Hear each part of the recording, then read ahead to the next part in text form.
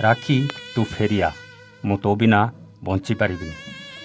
ଏ କଥା ଆମର ନୁହେଁ କି ଆମେ କେଉଁ ରାକ୍ଷୀକି ଡାକୁନୁ। ଏ କଥା ହେଉଛି ଜଣେ ସ୍ୱାମୀର, ଯାହାର ନାଁ ହେଉଛି ଗଣେଶ।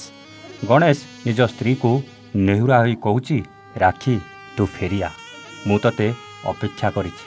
ହଁ ଆଜ୍ଞା, 10 ବର୍ଷ ତଳୁ ବାହାଘର ମଣ୍ଡପରେ ହୋମ ନିଆଁରେ ଅଗ୍ନିକୁ ସାକ୍ଷୀ ରଖି 7 ଜନ୍ମ ପାଇଁ ସାଥୀ ହେବାକୁ ଗଣେଶକୁ କଥା ଦେଇଥିଲା ରାକ୍ଷୀ। ହେଲେ ଆଜି ପାଗଳ ପରି ନିଜ ସ୍ତ୍ରୀକୁ ଡାକୁଛି, ରାକ୍ଷୀ ତୁ ମୋ ପାଖକୁ ଫେରିଆ। ହେଲେ ରାକ୍ଷୀକୁ ଟିକେ ବି ଫରକ ପଡ଼ୁନି।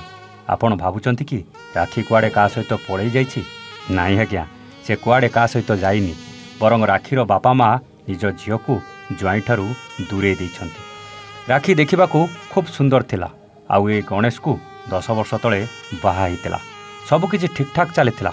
ହେଲେ ଝିଅର ଖୁସିର ସଂସାର ଭିତରକୁ ଝଡ଼ ହୋଇ ପଶି ଆସିଲେ ଝିଅର ବାପା ମା। ଆଉ ନିଜ ଝିଅର ଘର ଭାଙ୍ଗିବାକୁ 2 ବର୍ଷ ହେଲା ଜ୍ୱାଇଁଠୁ ଝିଅ ଆଉ ପିଲାମାନଙ୍କୁ ଅଲଗା କରି ନେଇ ଝିଅକୁ ନେଇ ନିଜ ପାଖରେ ରଖିଛନ୍ତି। ଏକଥା ଆମେ କହୁନୁ ଆଜ୍ଞା, ଏକଥା କ୍ୟାମେରା ଆଗରେ ଦୁଃଖର ସହିତ ପ୍ରକାଶ କରିଛନ୍ତି ରାକ୍ଷୀର ସ୍ୱାମୀ ଗଣେଶ ଓ ତାଙ୍କ ପରିବାର। ଗଣେଶର ବାପା ମା ପୁଅର ଦୁଃଖ ଦେଖିପାରୁନଥିବା ବେଳେ ଏହି ବୟସରେ ନାତି ନାତୁଣୀ ସହିତ ଖେଳିବା ବଦଳରେ ନାତି ନାତୁଣୀ ପାଖରୁ ଦୂରେଇ ଯିବାର କଷ୍ଟକୁ କ୍ୟାମେରା ଆଗରେ ବଖାଣିଥିଲେ। ହଁ ଆଜ୍ଞା, ପାରିବାରିକ ଜୀବନ ଯୁଦ୍ଧରେ ଆଜି ହାରିଯାଇ ବେସାହାରା ହୋଇଯାଇଛି ଗଣେଶ ନାୟକ। ବାହାଘରର 10 ବର୍ଷ ବିତି ଯାଇଥିଲେ ମଧ୍ୟ ଆଜି ସ୍ତ୍ରୀ ଆଉ ପିଲାଙ୍କ ସ୍ନେହରୁ ବଞ୍ଚିତ ହୋଇ ରାକ୍ଷୀକୁ ଖୋଜି ବୁଲୁଛି ଗଣେଶ।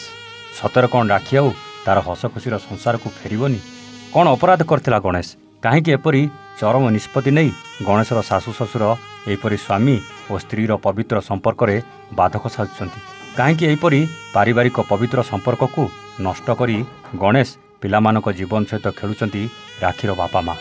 ଦର୍ଶକ ବନ୍ଧୁ, ଇଏ ହେଉଛି ଢେଙ୍କାନାଳ ଜିଲ୍ଲା ଗଞ୍ଜେଇଡି ଗ୍ରାମର ଗଣେଶ ନାୟକଙ୍କ ପରିବାରରେ ଘଟିଯାଇଥିବା ଏକ ପାରିବାରିକ ଅକୁହା କଥା, ଯାହାକି ଆଜିକୁ ପ୍ରାୟ 2 ବର୍ଷ ହେବ ନିଜ ସ୍ତ୍ରୀ ପିଲାଛୁଆଙ୍କୁ ନିଜ ପାଖରେ ନ ପାଇ ନିରାଶ ହୋଇ ଆଜି ଗଣମାଧ୍ୟମ ସାମ୍ନାରେ ନିଜ ସ୍ତ୍ରୀକୁ ଫେରିଆସିବାକୁ ଅନୁରୋଧ କରିଛି ଗଣେଶ। ଗଣେଶ ନାୟକଙ୍କ କହିବା ମୁତାବକ ଆଜିକୁ ପ୍ରାୟ 2 ବର୍ଷ ହେବ ଗଣେଶ ନାୟକଙ୍କ ସ୍ତ୍ରୀ ମୌସୁମୀ ନାୟକ ଓରଫ ରାକ୍ଷୀ ନିଜ ବାପଘର କଥାରେ ଶାଶୁଘର ଛାଡ଼ି ନିଜ ଘରକୁ ଚାଲି ଯାଇଥିବା ବେଳେ ଆଉ ନିଜ ଘରକୁ ଆଜି ପର୍ଯ୍ୟନ୍ତ ଫେରିନାହିଁ। ଏପରିକି ବୋହୂ ଓ ସ୍ତ୍ରୀର କର୍ତ୍ତବ୍ୟକୁ ଭୁଲିଯାଇ ନିଜ ମା ବାପାଙ୍କ କଥାରେ ପରିଚାଳିତ ହୋଇ ନିଜ ପରିବାର ଓ ଛୋଟ ଛୋଟ ଛୁଆଙ୍କ ଜୀବନକୁ ନଷ୍ଟ କରିବା ସହ ଛୁଆଙ୍କ ପାଠପଢ଼ାରେ ବାଧକ ସାଜିଛି। ଏପଟେ ରାକ୍ଷୀର ଶାଶୁ ଶ୍ୱଶୁର ନିଜ ନାତି ନାତୁଣୀମାନଙ୍କଠାରୁ ଟିକେ ସ୍ନେହ ପାଇବା ପାଇଁ ଚାତକ ପରି ଚାହିଁ ବସିଥିବା ବେଳେ ବୋହୂ ହାତରୁ ଟୋପେ ତୋରାଣି ପାଣି ପାଇବା ଆଶାରେ ଦିନ କାଟୁଛନ୍ତି।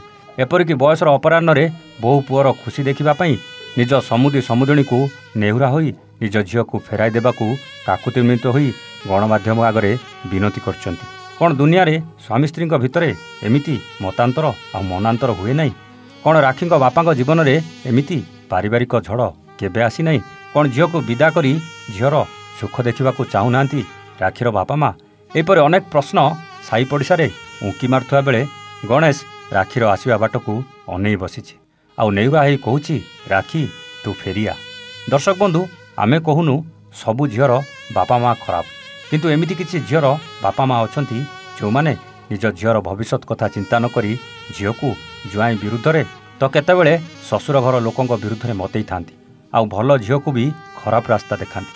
ଆଉ ବେଳେବେଳେ ଜ୍ୱାଇଁକୁ ନିଜ ଅକ୍ତିଆରରେ ରଖିବାକୁ ଶିଖାନ୍ତି ତ କେତେବେଳେ ଝିଅ ଜ୍ୱାଇଁ ସହିତ ପଡ଼ିବାକୁ ଦିଅନ୍ତି ନାହିଁ, ଯାହାକୁ ନେଇ ଝିଅ ବାପା ମାଆଙ୍କ କଥାରେ ପଡ଼ି ନିଜ ସ୍ୱାମୀକୁ ସନ୍ଦେହ କରିବାକୁ ମଧ୍ୟ ପଛାଏ ନାହିଁ। କେତେବେଳେ ନିଜ ସଂସାର ନିଜେ ଭାଙ୍ଗିଦିଏ ତ କେତେକ ଘଟଣାରେ ସ୍ତ୍ରୀର ଅତ୍ୟାଚାର ସହି ନ ପାରି ସ୍ୱାମୀ ନିଜକୁ ଶେଷ କରିଦିଏ ତ କେତେବେଳେ ସ୍ୱାମୀ ସ୍ତ୍ରୀଙ୍କ ଭିତରେ ଛାଡ଼ପତ୍ର ବି ହେବାର ନଜର ଆସିଛି। ଆଉ ସେଥିପାଇଁ ଲୋକେ କୁହନ୍ତି ଝିଅର ଘର ଭାଙ୍ଗିବା ପଛରେ କେବଳ ବାପା ମାଆଙ୍କର ହିଁ ହାତ ଥାଏ। ଆମେ ଭାବୁଛୁ ଏ ଖବର ଦେଖିଲା ପରେ 2 ବର୍ଷ ଧରି ଅପେକ୍ଷା କରିଥିବା ଗଣେଶ ପାଖକୁ ତା ରାକ୍ଷୀ ନିଶ୍ଚିତ ଫେରିଆସିବ ଆଉ ସୁଖର ସଂସାର କରିବ। ଢେଙ୍କାନାଳରୁ କ୍ୟାମେରା ପର୍ସନ ସୁଜିତ ପୃଷ୍ଟିଙ୍କ ସହ ସୁଜିତ କୁମାର ବେହେରାଙ୍କ ରିପୋର୍ଟ, A1 ଓଡ଼ିଆ।